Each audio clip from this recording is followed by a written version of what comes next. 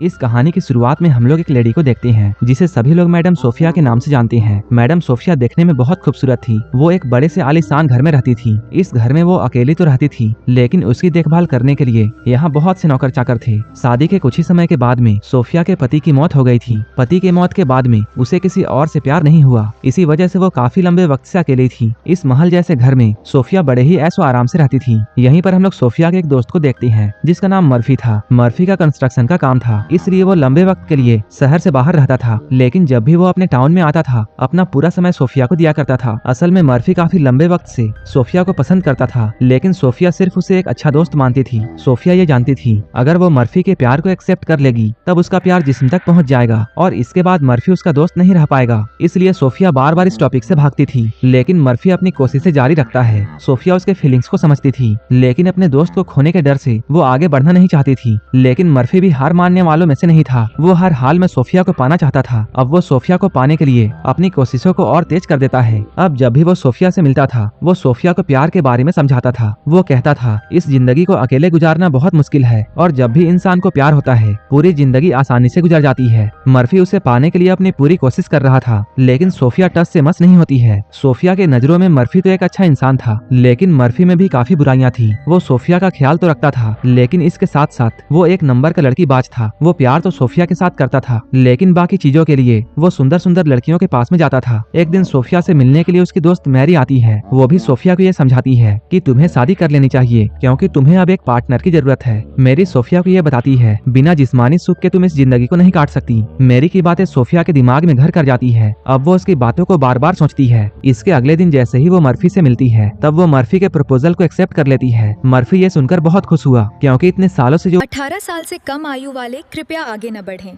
धन्यवाद। एक दूसरे को किस करने लगते हैं। अपने पति के बाद में ये पहली बार था कि सोफिया किसी दूसरे आदमी से इतनी क्लोज थी। मर्फी सोफिया से बहुत प्यार करता और उसके प्यार को पाकर सोफिया भी बहुत खुश होती। ये लोग अब साथ में काफी वक्त बिताते हैं। ये लोग साथ में घूमने के अलावे घर में आकर किताबें भी पढ़ते थे और जब भी इन दोनों का मूड करता ये लोग इंटीमेट हुआ करते थे। इन दोनों को साथ में रहते हुए अब काफी साल बीत चुके हैं। ये लोग अब भी आपस में बहुत प्यार करते हैं। एक दिन मैरी सोफिया से मिलने के लिए आती है। मैरी ने यहाँ सोफिया को ये बताया कि शहर के लोगों में ये बातें चल रही है कि तुम लोगों की शादी ज्यादा दिन तक नहीं टिकेगी और तुम दोनों का रिश्ता खत्म हो जाएगा, क्योंकि मर्फी इतने दिनों तक एक लड़की के पीछे नहीं रह सकता है। यहीं पर मैरी सोफिया को मैडम इवा के बारे में बताती है, जिसकी शादी एक बहुत ही अमीर आदमी से हुई थी। उसने मैडम इवा को प्रेग्नेंट करके छोड़ दिया था। इसके बाद अब पैसे कमाने के लिए मैडम इवा और उसकी जवान बेटी गलत कामों में आ चुके हैं। उसी शाम जब सोफिया मर्फी के साथ में बाहर टहल रही थी, तब मर्फी दूसरे देश जाने की बातें करता है। वहाँ पर उसका काम चल रहा था, इसलिए वो वहाँ जाने की बातें कर रहा था। कुछ दिनों के बाद में जब मर्फी वापस आता है, तब सोफिया उसके साथ इंटीमेट होना चाहती थी, लेकिन मर्फी तो सिर्फ अपने काम की बातें कर रहा था। वो अपने काम में बहुत बिजी रहने लगा था, जिसके वजह से वो सोफिया से काफी कम बातें करता था। वो अपना ध्यान सोफिया से हटाकर बाकी कामों की तरफ कर लेता था। जब वो मैरी से इस बारे में बातें करती है, तब मैरी कहती है मुझे ऐसा लगता है जैसे तुम गलत आदमी के साथ हो, क्योंकि उसे तो तुम्हारी बिल्कुल भी फिक्र नहीं है। सोफिया कहती है उसे इस बात का शक है कि मर्फी अब उससे प्यार नहीं करता। मैरी कहती है अगर ऐसी बात है तब तुम्हें खुलकर उससे बातें करनी चाहिए। मैरी की बात मानकर सोफिया मर्फी से बातें करती है। वो उसे बताती है मुझे अब ऐसा लगता है कि तुम पहले की तरह मुझसे प्यार नहीं करते।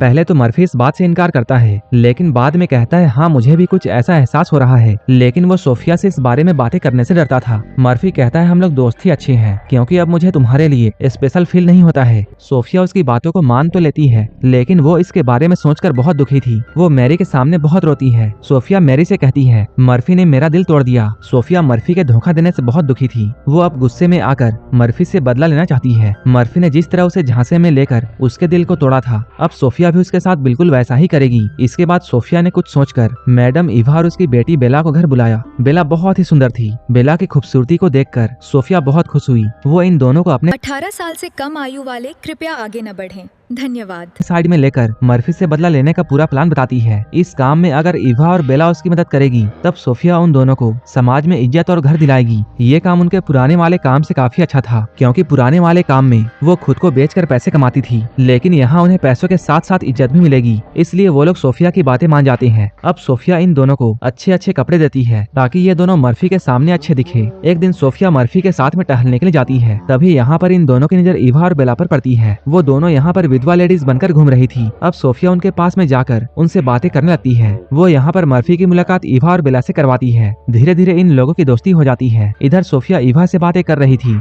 जबकि मर्फी बेला के साथ साथ चल रहा था। बेला देखने में इतनी खूबसूरत थी कि मर्फी उसे देखता ही रह जाता है। कुछ देर के बाद में दोनों माँ बेटी यहाँ से जाती है। उनके जाने के बाद में मर्फी उनके बारे में सोफिया से पूछता है। सोफिया की प्लानिंग काम कर रही थी, इसलिए अब वो मैडम ईवा की एक इमोशनल स्टोरी मर्फी को बताती है और उसे बताती है उसने किस तरह उन लोगों की मदद की। घर आने के बाद में भी मर्फी बेला के बारे में ही बातें कर रहा था। इसके अगले दिन वो सोफिया को बिना बताए उसी जगह पर आता है जहाँ ईवा और बेला मिली थी, लेकिन आज वो दोनों उसे नजर नहीं आती। मर्फी को ये बात मालूम था कि आज रात ईवा और बेला सोफिया के घर में खाने के लिए आने वाले हैं, इसलिए वो भी सोफिया के घर पहुंच जाता है ताकि वो एक बार फिर से बेला से मिल सके। डाइनिंग टेबल में बैठकर ये लोग खाने के साथ साथ बहुत सारी बातें कर रहे थे। इसके बाद सोफिया किसी बहाने से ईवा को एक दूसरे रूम में लेकर जाती है ताकि पीछे से बेला और मर्फी कोई बातें कर सके। मौका मिलते ही मर्फी बेला से बातें करने लगा, लेकिन बेला उसकी बातों का जवाब अच्छे से नहीं देती। अब मर्फी के दिल में बेला के लिए एक ख्वाहिश जाग चुकी थी, लेकिन अभी तक उसे इस बात की जानकारी नहीं थी कि बेला और इसकी माँ कहाँ रहती है। इसके बाद एक दिन वो अपने आदमियों को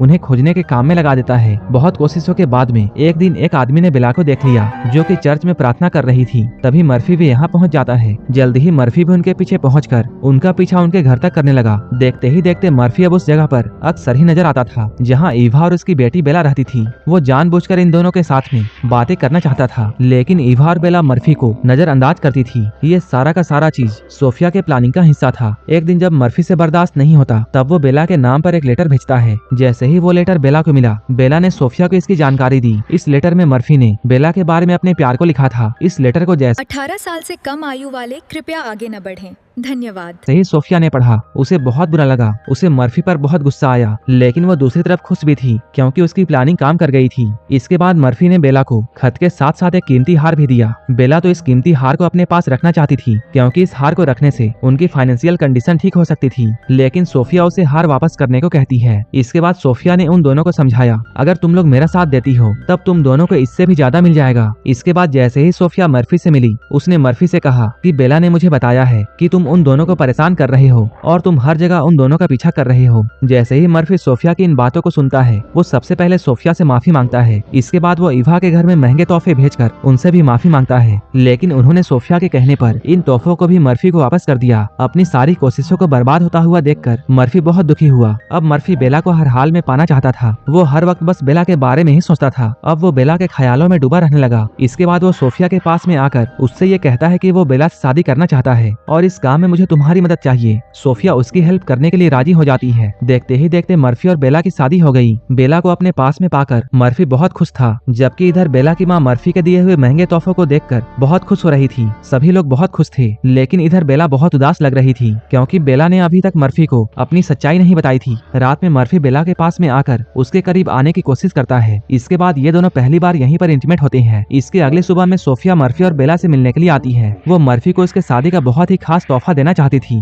इसलिए वो मर्फी और बेला को अपने साथ आने के लिए कहती है। थोड़ी दूर जाने के बाद में सोफिया की गाड़ी वहीं पर आकर रुक गई, जहाँ पर ईवा और बेला पैसे लेकर अपने आप को लोगों के सामने बेचा करती थी। जब मर्फी ने सोफिया से यहाँ पर आने का कारण पूछा, तब सोफिया उसे सारा कुछ बताती है। मर्फी को उसकी बात पर यकीन नहीं होता। इसके बाद वो बेला से इसके बारे में पूछता है। बेला भी उसे अपनी सारी सच्चाई बताती है। 18 साल से कम आयु वाले कृपया आगे न बढ़ें। धन्यवाद। क्योंकि अब बेला मर्फी से झूठ नहीं बोलना चाहती। मर्फी को बेला की सच्चाई जानकर बहुत सदमा लगता है। तब सोफिया उसे बताती है, ये सब मेरी ही प्लानिंग थी। बेला ने मेरे कहने पर तुम्हें अपने जाल में फंसाया था। तुमने मेरा दिल तोड़ा था, इसलिए मैंने भी तुम्हारा दिल तोड़ दिया और मैंने तुमसे बदला ले लिया। मैंने तुम्हारे लिए बिल्कुल वैसे ही लड़की को चुना जैसे कि तुम हो। पूरी सच्चाई को जानकर मर्फी गुस्से में यहाँ से भाग जाता है। बेला मर्फी को रोकने की कोशिश तो बहुत करती है, लेकिन मर्फी उसे बुरा भला बोलकर और उसे गालियाँ देकर यहाँ से जाता है। रात को जब वो अपने घर पहुँचा, तब उसे इस बात की जानकारी मिली कि बेला ने खुद को मारने की कोशिश की थी, लेकिन लोगों ने उसे बचा लिया। मर्फी उसे इलाज के लिए अपने रूम पर लेकर जाता है। कुछ देर के बाद में जब बेला को होश आया, तब मर्फी उससे अच्छे से बातें करता है। बेला कहती है, अब मैं तुमसे बहुत प्यार करने लगी हूँ। वो अपनी पुरानी गलतियों के लिए उससे माफी भी मांगती है, जिसके बाद मर्फी भी उसे माफ कर देता है। मर्फी अब जान चुका था कि बेला की कोई गलती नहीं थी, उसे तो बस इस्तेमाल किया गया था। सारी की सारी गलती सोफिया की थी।